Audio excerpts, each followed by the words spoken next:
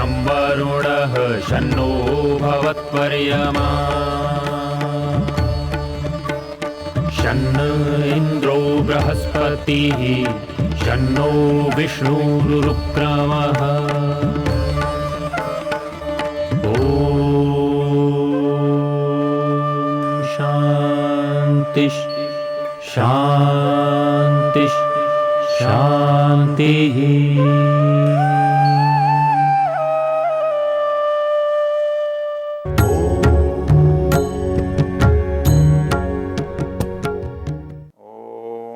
परित्वा परितत्नुनेक्षुणा गामविद्विषे यथा मां हन्यपगाऽस यथा मां परिरन्नगाऽसः। हम इस वेद ज्ञान की चर्चा में अथर्ववेद के प्रथम कांड के 34वें सूक्त के 5वें मंत्र पर विचार कर रहे हैं। मंत्र का ऋषि अथर्वा है, मंत्र का देवता मधु वनस्पति है। इस देवता का वर्णन का उद्देश्य और प्रयोजन है कि हम अपने अंदर मधुरता पैदा करें। हम पीछे चर्चा में देख रहे थे कि ये मधुरता से उत्पन्न होती है। महापुरुषों के लिए कहा गया कि वो द्वेष होने पर भी मधुरता का व्यवहार करें। संस्कृत में एक सूक्ति है, अक्रोधेन जयेत क्रोधम असाधुम साधुना जयेत जयेत कदर्यमापानेन जयेत सत्येन चानृतम। वो कहता है अक्रोधेन जयेत क्रोधम। यदि आप क्रोध करते हैं, दूसरा भी क्रोध करता है, तो जीत कोई नहीं सकता। उससे अधिक क्रोध करेगा वो उससे अधिक करेगा, वो उसका अधिक अनिष्ट चाहेगा वो उसका अधिक अनिष्ट चाहेगा, उससे द्वेष करेगा वो उससे द्वेष करेगा।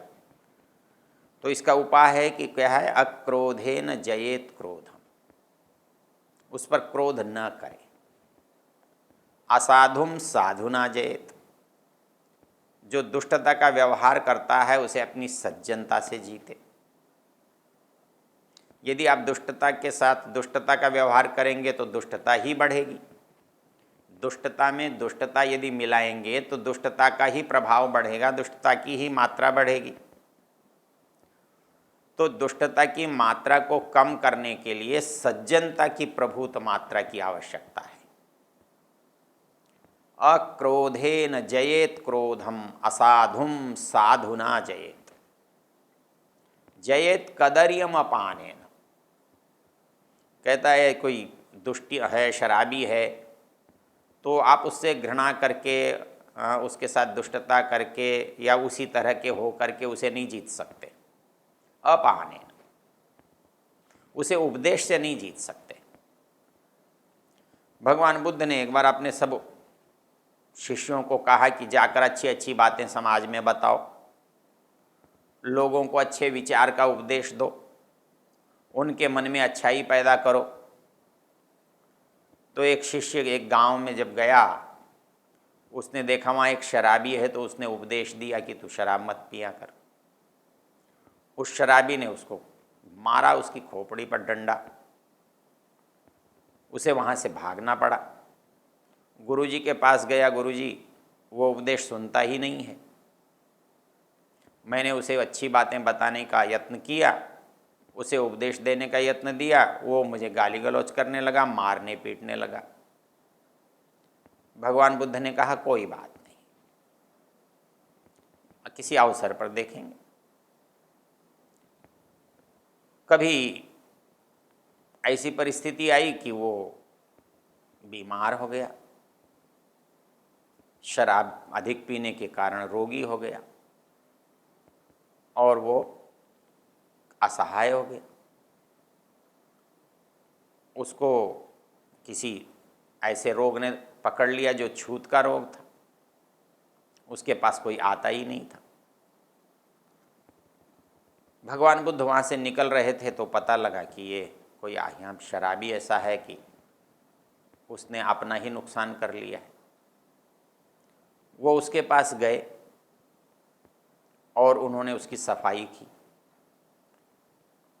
उसको पोंछा, उसके कपड़े बदले, उसको ठंडे पानी के छींटे दिए, उसको चिकित्सा की। जब धीरे धीरे उसको होश आया तो वो कहने लगा तुम कौन हो? बोले मैं भी तुम्हारा मित्र हूँ, तुम्हारा भाई हूँ। बोले भाई तो मेरे सारे चले गए, मुझे छोड़कर चले गए, डर के चले गए। बोले नहीं कोई बात नहीं। उन्होंने कहा तुम चिंता मत करो, तुमको स्वस्थ करके जाऊँगा। उन्होंने उसको स्वस्थ कर दिया। उसे पता लगा ये तो भगवान बुद्ध हैं। बोला महाराज मुझे उपदेश दो। बोले उपदेश हो गया, किसी के साथ बुरा नहीं करना है, ये उपदेश है। कोई आपको अच्छी बात बताता है, सुनना है तो उसका भला करना है, उसका सहयोग करना है, उस बात को ज़्यादा लोगों तक पहुंचाना है। वो उनका शिष्य हो गए। हम उस परिस्थिति को बिना देखे यदि उपदेश करेंगे तो वो उपदेश तो काम नहीं आएगा। तो पहले हमारे अंदर वो परिस्थिति पैदा होनी चाहिए, सहन शक्ति पैदा होनी चाहिए। अक्रोधेन जयेत क्रोधम, असाधुम साधुना जयेत, जयेत कदर्यम अपानेन, जयेत सत्येन चान्यतम। मतलब झूठ बोलने में एक वाले के साथ आप झूठ बोलकर नहीं जीत सकते, झूठ बोलकर उसे सच्चा नहीं कर सकते, झूठ बोलकर झूठ का समाधान नहीं हो सकता। आपको तो सच के साथ ही खड़ा होना पड़ेगा, सच के साथ का ही आगे बढ़ना पड़ेगा, उसका ही आश्रय लेना पड़ेगा। ये कहता है कि हमारे अंदर जब सज्जनता पैदा हो जाएगी तो क्या होगा? अविद्वेषेण। जब हमारे अंदर द्वेष नहीं होगा तो हमारे अंदर सहृदयता पैदा हो जाएगी, सामनस्य पैदा हो जाएगा। और ये बाहर वाले के साथ नहीं। मंत्र एक रोचक चीज कह रहा है कि तुम बाहर के साथ तो बता दिया पहले कि तुम घर से निकलो तो मधुर होकर निकलो, दूर से दूर जाओ तो मधुर होकर जाओ, लौट कर आओ तो मधुर होकर आओ, जिनसे भी आप बात करो मधुरता से करो, तुम्हारी वाणी मधुर हो, तुम्हारा व्यवहार मधुर हो। तो ये मधुरता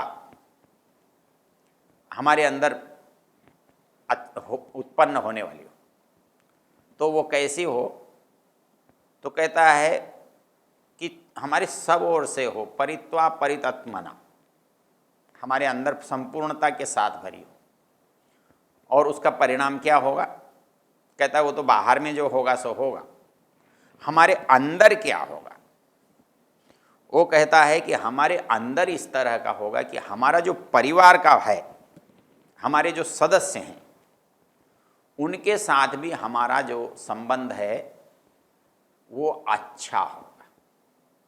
वो हमसे द्वेष नहीं करेंगे, वो हमको छोड़कर जाने की इच्छा भी नहीं करेंगे।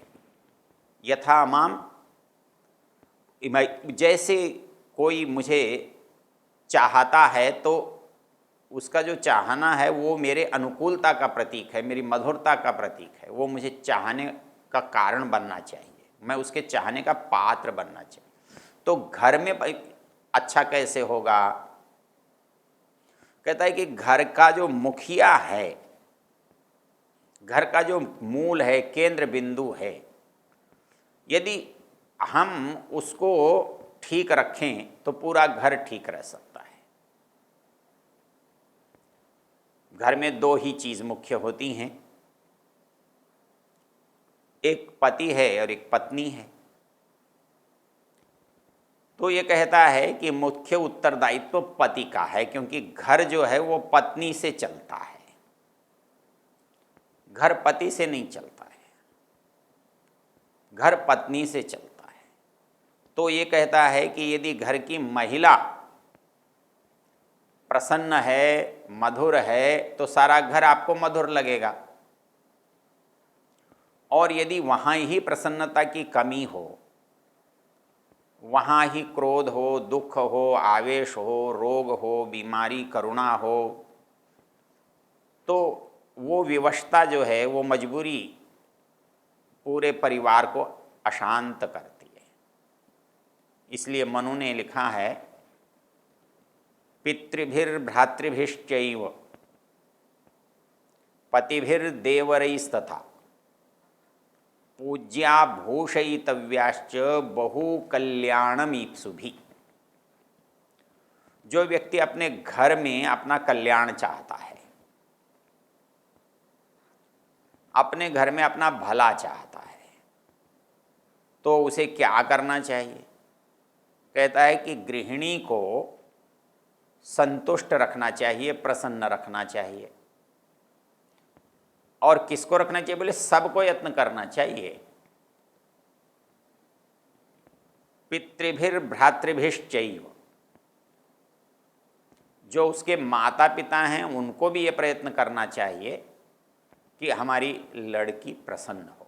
जहाँ उस जिस घर में भी जाए वहाँ उसको प्रसन्नता का अनुभव हो, उनका भी प्रयत्न ऐसा होना चाहिए। और पतिभिर्देवरैस्तथा, जिस घर में वो गृहिणी है, पत्नी है, जिस अपने घर में गई है, वहाँ जो रहने वाले हैं, चाहे वो पति हों या पति के भाई हों, देवरैस्तथा, क्या करना चाहिए?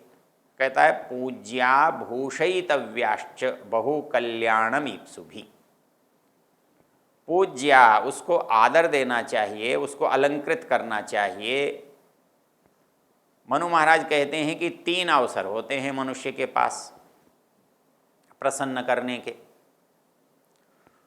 कहता है कि आप अच्छे वस्त्र दें, अच्छा अलंकार दें, अच्छे आभूषण दें, और आप उनके साथ अच्छा व्यवहार करें, अच्छा भोजन कराएं, उनके लिए अच्छे वस्तुओं का संग्रह करें। तो कहता है कि पूज्या भूषयितव्याश्च बहुकल्याणमीप्सुभिः। जो अपने घर का भला चाहते हैं, आपके घर का कल्याण चाहते हैं, उनका काम ये है कि उनको वो प्रसन्न रखे, क्योंकि उनकी प्रसन्नता से ही, वो यदि प्रसन्न नहीं है तो सारा घर जो है अप्रसन्नता का कारण बन जाता है। और उनके प्रसन्न होने पर सर्वं तद् रोचते कुलम तस्याम तु रोचमानायाम सर्वं तद् रोचते कुलम। कहता है कि घर में चाहे वो माँ है, चाहे पत्नी है, चाहे बहन है, चाहे बेटी है, कहता है कि वो महिला जो है वो प्रसन्न है तो सारा घर बोले सहज रूप से प्रसन्न हो जाता है। उनकी प्रसन्नता में सबकी प्रसन्नता होती है।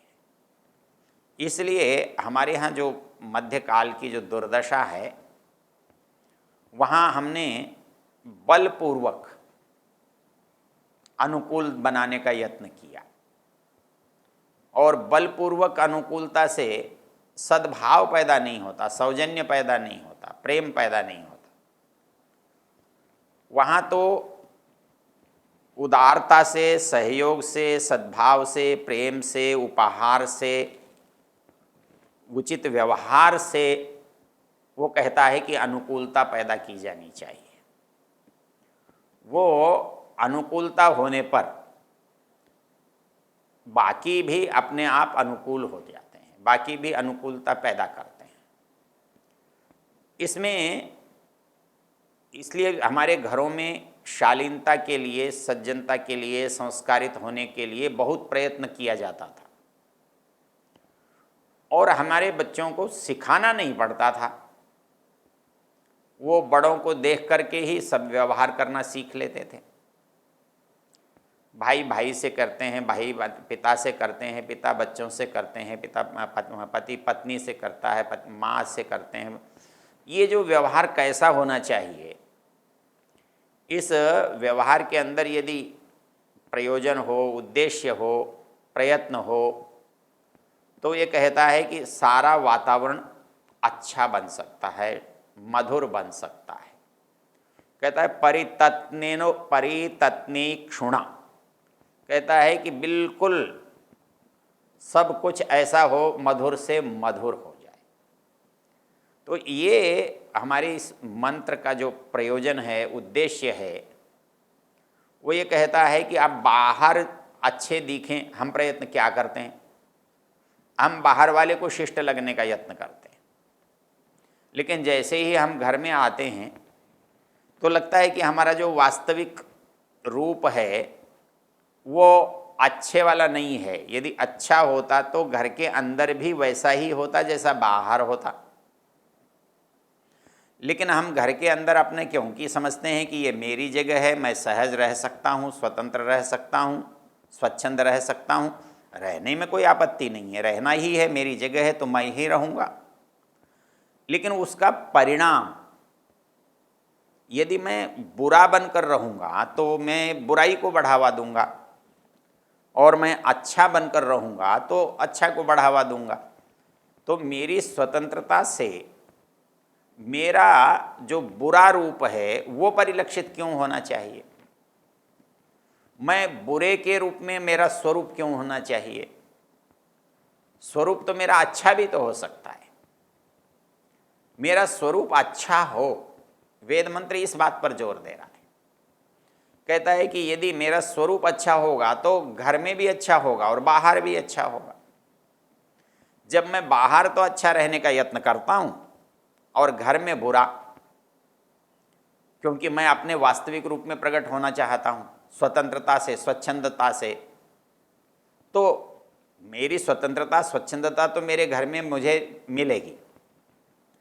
लेकिन यदि मेरा वो स्वच्छंद रूप जो है बुरा है, दूसरे के लिए भय का देने वाला है, आतंक पैदा करने वाला है, डराने वाला है, तो उसका परिणाम अच्छा कैसे होगा? अच्छा और बुरा जो परिणाम है वो तो मेरे व्यवहार पर निर्भर करता है, और मेरा व्यवहार यदि अच्छा नहीं है तो वो मेरी स्वतंत्रता को में प्रकट होने पर भी अच्छा परिणाम नहीं दे सकता। डेल कार्नेगी ने अपनी एक पुस्तक में लिखा, वो ये कहता है कि एक आदमी से जब बाहर झगड़ा हो जाता है, बाहर लड़ाई हो जाती है, बाहर उसे कार्यालय में अधिकारी डांट देता है, दुकान में ग्राहक से झगड़ा हो जाता है, या किसी दोस्त से तू मैं हो जाती है, तो वो उनसे लड़ाई पूरी करने के स्थान पर जल्दी से भागकर घर आता है, और घर में सबसे ज़्यादा गुस्सा वो अपनी पत्नी पर उतारता है। डेल कार्नेगी कहता है, भले आदमी, झगड़ा तेरा दुकानदार में या ग्राहक में हुआ, झगड़ा तेरा अपने अधिकारी से हुआ, झगड़ा तेरा बाहर किसी अपने साथी से हुआ, तो इतना तो सोचना चाहिए कि तूने वहाँ तो ये प्रयत्न किया कि झगड़ा उसके सामने अधिक ना बढ़े, चाहे वो विवशता से किया या समझदारी से किया, कि अधिक झगड़ा करेंगे। अब अधिकारी के सामने तो अधिक झगड़ा हो नहीं सकता, अधिकारी ने डांट दिया तो क्या करे, आ करके वो अपने घर में पत्नी को डांट लेता है। पत्नी की ये समझ में नहीं आता कि आज हुआ क्या है। वो कहती है, बाहर किसी से झगड़ा हुआ है क्या? अच्छा, झगड़ा बाहर हुआ और परिणाम घर के अंदर हो रहा है। क्यों? तो डेल कार्नेगी ने एक बात लिखी है, वो ये कहता है कि जिनके साथ तुम थोड़े समय रहते हो, तुम कार्यालय में रहते हो, थोड़े समय रहते हो, 24 घंटे में से 8 घंटे, उसमें भी अधिकारी के साथ जो संपर्क आएगा वो कुछ मिनटों का होगा, कुछ थोड़े से समय का होगा, कुछ घंटों का होगा। तुम्हारे मित्रों के साथ बैठोगे, थोड़े समय बैठोगे, दुकान पर बैठोगे, ग्राहक से थोड़े समय बात होगी। लेकिन जिस घर में तुम रहोगे वो घर तो तुम्हारी 24 घंटे रहने का है, तुम थोड़ी देर नहीं भी रहोगे तो भी अधिक समय घर में ही रहोगे, और तुम्हारा ग्राहक बदल जाएगा, तुम्हारा दुकानदार बदल जाएगा, तुम्हारा दोस्त बदल जाएगा, तुम्हारा अधिकारी बदल जाएगा, लेकिन जो तुम्हारी पत्नी है, तुम्हारा परिवार है, ये तो नहीं बदलेगा। तो जो बदल जाएगा उससे झगड़ा है। तो ये कहते हैं कि ये मधुरता का संबंध बाहर के लिए ही नहीं, ये मधुरता का संबंध मेरे घर के लिए भी होना चाहिए, ये मंत्र का अभिप्राय है। ओम।